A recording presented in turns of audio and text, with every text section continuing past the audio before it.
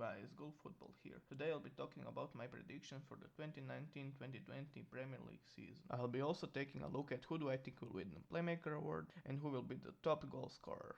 If you're excited for the new season, make sure to leave a like and comment down below who do you think will win the Premier League this season. Number 20, Brighton. Brighton struggled a lot last season, barely securing their spot in the league with only 2 points above the relegation zone.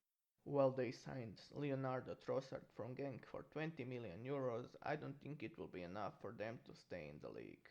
On May 20th, 2019, they appointed a new manager, Graham Potter, which will toughen the situation considering the time that will take for every player to get on the same page as the new manager. Number 19, Sheffield United. I don't really have much to say about them, I just don't think they're good enough for the Premier League. Number 18, Southampton.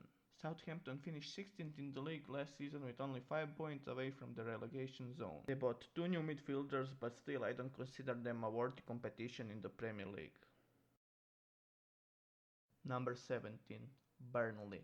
Burnley signed some new players this season that will assure their stay in the Premier League in the likes of Ray Rodriguez, who had an amazing season at West Brom. They also signed some young players like Ryan Cooney, Aidan O'Neill and Ntumba Masanaka. With all these new signings, they should have no trouble staying in the league.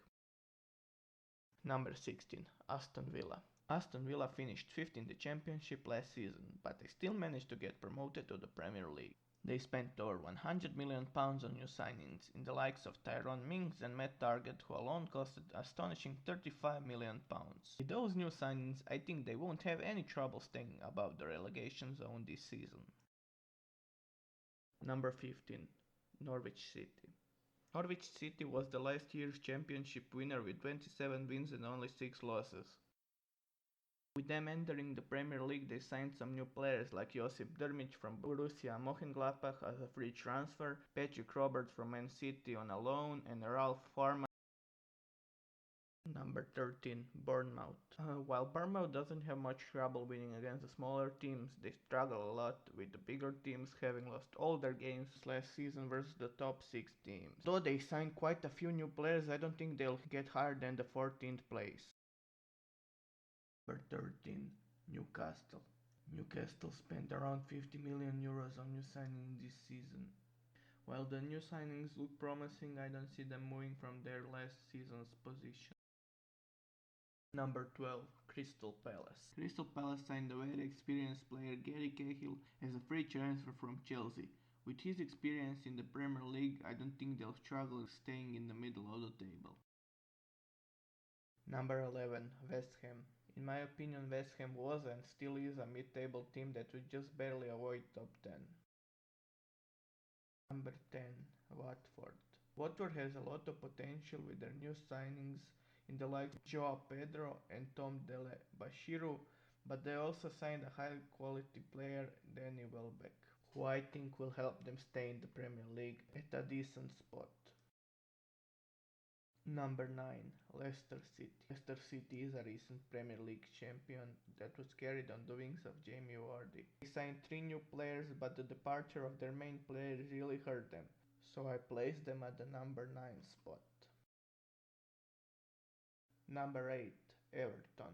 Everton made some amazing transfers this season, signing Keane from Juventus, Gomez from Barcelona, Delp from Manchester City and Mine from Mainz. Still, I think the 8th spot is the highest they'll get. Number 7, Wolves. I really enjoy watching Wolves play, and their new signings from Liga NOS and Serie A, I think they will ensure a high 7th place. Number 6, Chelsea. Chelsea is a really good team, but with their departure of Eden Hazard, I don't think they'll qualify for the Champions League, and that they will be just a bit shy of qualifying.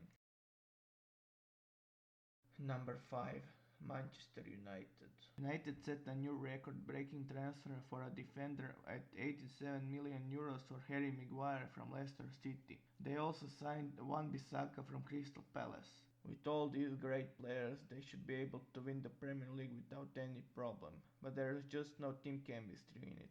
That's why I'm putting them in the 5th place.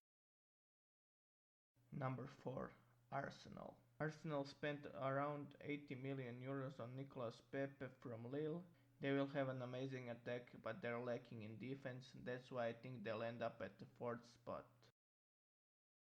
Number 3, Tottenham. Tottenham spent around 70 million euros this season on Ndombele from Lyon and Jack Clark from Leeds. With players like Kane, Eriksen and Song, I think they will end up in the third spot.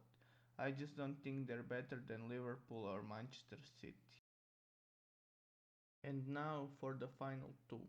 Number 2, Manchester City. City continued their spending spree, spending 70 million euros on Rodri from Atletico and 12 million euros on Angelina from PSV. They're an amazing team, but I think Liverpool will end their reign this season. Number 1, Liverpool. Liverpool didn't really make any significant signings this season, but I think their team will outplay and outskill Manchester City in a tight race for the title. And now for the awards. I think Mo Salah is going to win the Golden Boot, while Christian Eriksen is going to win the Playmaker of the Season award. Thanks for watching and have a nice day.